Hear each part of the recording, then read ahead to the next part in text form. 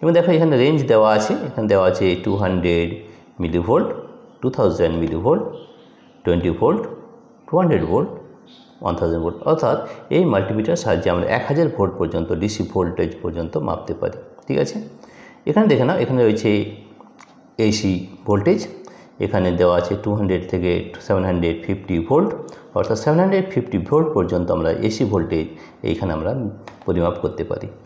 এছাড়াও রয়েছে আমাদের ডিসি কারেন্ট। তো ডিসি কারেন্ট পরিমাপ করার জন্য দেখো আমাদের এইখানে রাখতে হবে, এখানে আমাদের ভ্যালুটা কত রয়েছে সেটা একটু দেখে নিই। এখানে আছে 200 মিলি অ্যাম্পিয়ার, এটা হচ্ছে 20 মিলি অ্যাম্পিয়ার, এটা হচ্ছে 2000 মাইক্রো অ্যাম্পিয়ার। তাহলে এই কারেন্ট আমরা এখান থেকে মেজার করতে পারি। এবং এই প্রোবটা যদি এখানে লাগানো হয় তাহলে আমরা 10 অ্যাম্পিয়ার পর্যন্ত কারেন্ট এখানে পরিমাপ করতে পারি। এছাড়াও রয়েছে আমাদের একটা কন্টিনিউটি টেস্ট, এখানে